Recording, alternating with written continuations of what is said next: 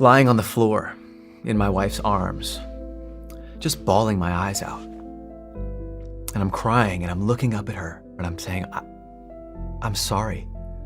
I have no idea what I'm doing. I've spent 20 years in an effort to become more spiritual, successful, enlightened, and I have nothing to show for it. I'm empty. And to be honest, I really didn't have much strength or effort to live anymore. So I was born into a secular Jewish home. We celebrated Passover, Sukkot, Hanukkah, and I remember going to synagogue a lot. The prayers were done in Hebrew.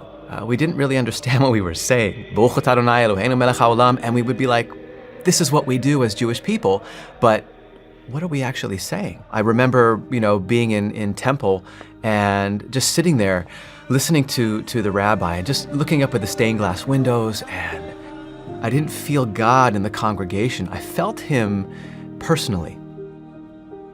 And so growing up in a Jewish family, there's a lot of pressure on success, achievement, good grades, good school, good job. And so as I left for high school and I left for college, I had to pick a major, and I went to a school for business, although all I really wanted to do was sing, dance, and do sports. But I feel that this is what I have to do. And it really tore me up. I'm not succeeding here. I'm not doing well. Not only did I feel like I was disappointing my parents, I was disappointing myself. I've had it. I'm out of here. And I left college. So that whole experience over those years of trying and effort and failing just primed me for a headfirst dive into New Age spirituality. So here I am meditating, finding the silence and the peace and emptying my mind. And the problem with that is that in an empty space, something's gonna come in.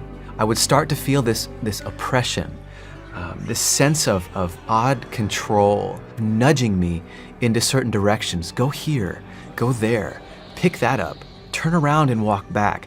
And I felt like if I didn't do what that presence or that voice was telling me to do, that something bad would happen to me. I even had an outer body experience once where here I am laying on my bed, and all of a sudden I come up out of my body, I turn over, and I'm looking down upon myself, and I float away, and I come back into my body.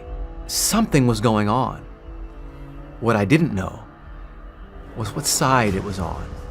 Was it from the light or from the dark? And come to find out that sure enough, it was from the dark. I was doing everything I can to put on a happy face and not let anybody know what was happening inside of me, but people knew. So my wife started noticing that I was going into depression. I remember one day, lying on the floor in my wife's arms, just bawling my eyes out. And I'm crying and I'm looking up at her and I'm saying, I'm sorry.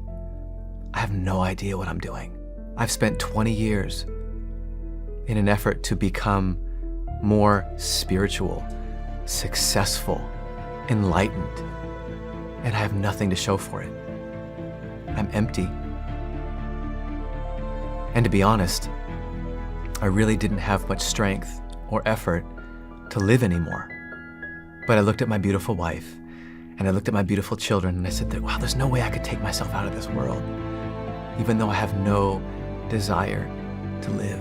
I'm tired of pretending like I'm some sort of advanced spiritual being when deep down inside I knew that I was broken. And I thought, what's wrong with me? I've dedicated the last 10 years, 12 years, 15 years to meditation and spiritual practice, positive affirmations, and I have nothing to show for it. So here I am, I'm going to the gym, and this really tall guy comes up to me, and he looks at me and he says, I've been watching you, and we're about the same age, and I just want to know, what do you eat? And I said, okay, well, you don't really want to know what I eat. And he's like, what, burgers and pizza and whatever you want? And I was like, no. I'm like, well, I eat a plant-based diet. So the next day I come in and I look at this guy and he's over at the other side of the gym, and I'm like, I kind of feel drawn to this guy. I want to go ask him a question. So I walk over and ask him, I said, hey, what do you do, by the way? And he goes, I'm a pastor. And for some reason, that sparked something in me. And so I started asking him these questions, and he'd give me these really concise answers. And then I'd go home and I'd say, honey, I had this interesting experience at the gym, and we talked a little bit about Christianity. We talked a little bit about, him being a pastor and what he does. So one of the biggest things that my wife was having trouble with was, how can she be Jewish and believe in Jesus?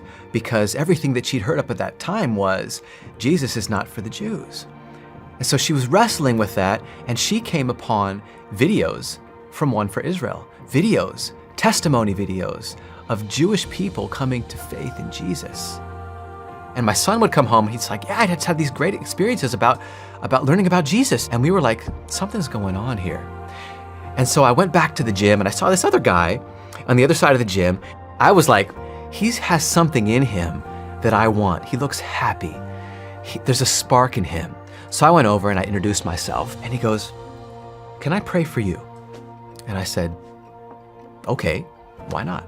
And at the end of the prayer, he says, in Jesus' name. Day after day, I kept coming back to the gym, and I had this desire to look for this guy. And I would go up for him specifically for prayer. And every day I said, in Jesus' name, I started to feel like something was happening. And what I realized over time was that peace, it wasn't the absence of something. It was the presence of something. Or should I say, someone. When I heard the name Jesus, when I heard the name Yeshua, when I started to study and read about him, when my family went out into the world, had experiences that were related to Jesus, and we came home, we felt life. For the first time, we felt life. And it was at that moment that my wife and I, we got on our knees and we gave our lives to Jesus, Yeshua. And I knew that Jesus was the only one. The only one. And it was at that moment, this energy went through me that I'd never felt before. The depression, the anxiety, the fear, chronic issues that I'd been carrying with me my entire life, in one moment, were gone. So here I am now, believing in Jesus and following Jesus, and a new man, and I got to go face my parents again. We go down and visit them, and we just said, hey, we have found new life in Jesus. And my mom was like, that's nice for you, but why can't you just be Jewish? Why can't you just stay Jewish? And I'm like, Mom, if you only knew that following Jesus was the most Jewish thing you could ever do.